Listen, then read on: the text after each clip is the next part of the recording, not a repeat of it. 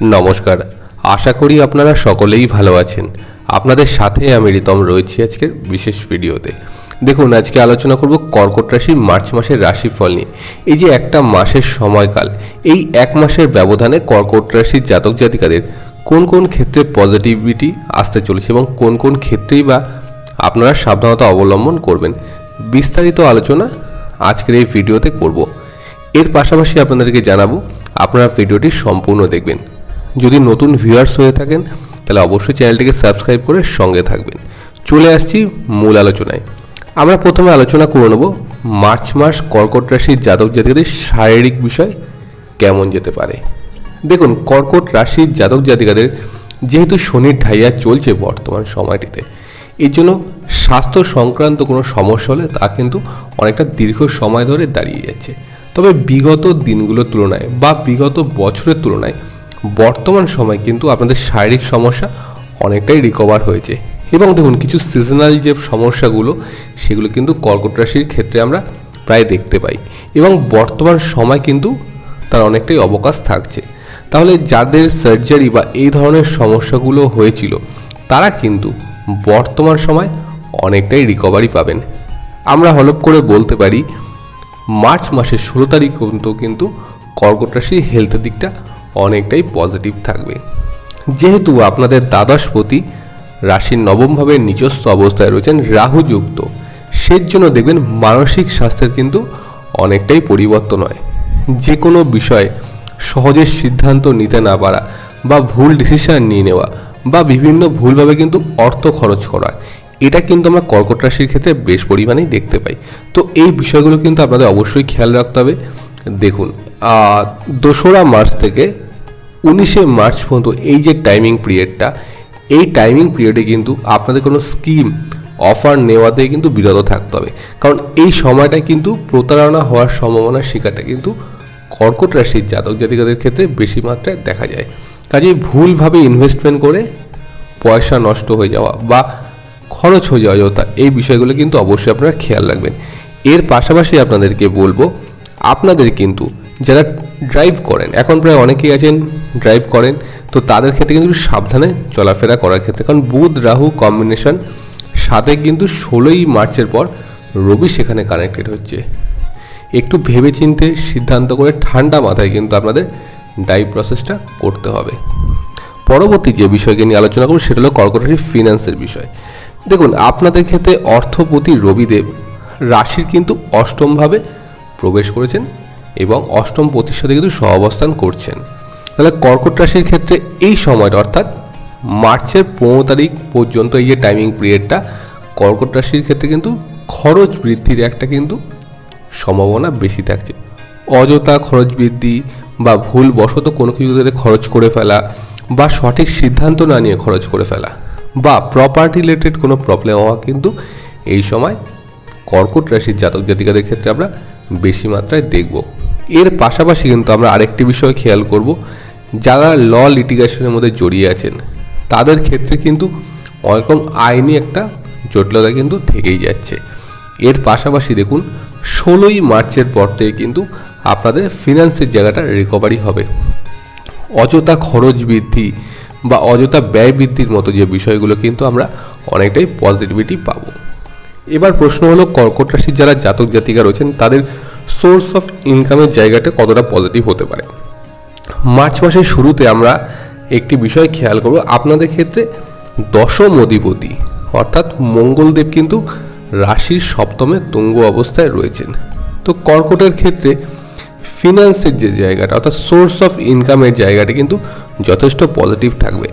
এমন নয় যে আপনারা কিন্তু আয় করতে পারছেন না, আপনারা যথেষ্ট পরিমাণে আয় করছেন কিন্তু অর্থ ধরে রাখতে পারছেন না। 16ই মার্চের পর থেকে কিন্তু অর্থ সঞ্চয়ের বিষয়টি কিন্তু আমরা পজিটিভ দেখব। আমরা এর আগেও দেখেছি কর্কটের ক্ষেত্রে অনেকেই মেডিকেল এক্সপেন্স এত বেড়ে গেছিল যে প্রচুর পরিমাণে কিন্তু অর্থ ব্যয় হয়েছে। তো সেই জায়গাতেই কিন্তু আমরা দেখব 16ই মার্চের পর থেকে যথেষ্ট রিকভার, অর্থাৎ 31 দিনের এই মাসের মধ্যে কিন্তু প্রথম 15টা দিন ব্যয়ের সম্ভাবনা বেশি থাকছে এবং পরের 15টা দিন যথেষ্ট পজিটিভিটি আমরা কিন্তু কর্কট রাশির ফিনান্সের জায়গাটা দেখতে পাবো। পরবর্তী যে বিষয়কে নিয়ে আমরা আলোচনা করব সেটি হলো কর্কট রাশির জাতক জাতিকাদের শিক্ষাস্থান কেমন থাকবে। দেখুন, চতুর্থ ভাব থেকে আমরা বোর্ড এক্সাম বা স্কুল কলেজের পরীক্ষাগুলো কিন্তু দেখে থাকি, বা স্কুল কলেজের শিক্ষাস্থানগুলো কিন্তু আমরা আলোচনা করে থাকি। যেহেতু আপনাদের ক্ষেত্রে চতুর্থ অধিপতি রাশির অষ্টম ভাবে রয়েছেন, সেক্ষেত্রে কিন্তু 7ই মার্চ পর্যন্ত শিক্ষার ক্ষেত্রে কিন্তু বাধ্যবাধকতা একটা দেখা যায়।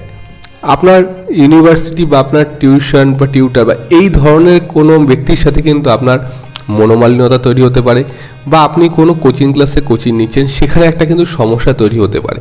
বা যারা দেখছেন যে উচ্চ শিক্ষার জন্য আপনারা নতুন কিছু করার কথা চিন্তা ভাবনা করছেন, সেক্ষেত্রেও কিন্তু কমিউনিকেশনের একটা অভাব কিন্তু এই সময় থাকতে পারে। তবে 7ই মার্চের পর থেকে কিন্তু বিষয়টা অনেকটাই কিন্তু ক্লিয়ার হয়ে যাবে এবং নতুনভাবে কিন্তু আপনারা প্রচেষ্টা শুরু করতে পারবেন।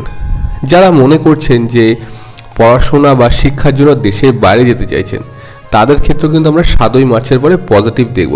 কারণ 7ই মার্চের পরে আপনার রাশি কিন্তু অধিপতির সাথে শুক্র একটা কম্বাইন যোগ তৈরি হবে এবং শুক্রদেব কিন্তু রাশির যথেষ্ট পজিটিভ ভাইব্রেশনে থাকবেন। তো শিক্ষার বিষয় কিন্তু যথেষ্ট সফলতা কর্কটের 7ই মার্চের পর থেকে আমরা দেখতে পাবো। যারা হায়ার স্টাডিজ করছেন তাদের ক্ষেত্রে কিন্তু আমরা দেখব বেশ কিছু ক্ষেত্রে পজিটিভ। এবং দেখুন, আপনাদের ক্ষেত্রে যেহেতু তৃতীয়পতি এবং দ্বাদশপতি বুধ সে রাহু যুক্ত রয়েছে, সবসময় চঞ্চল মন কিন্তু আপনাদের ক্ষেত্রে থাকবে।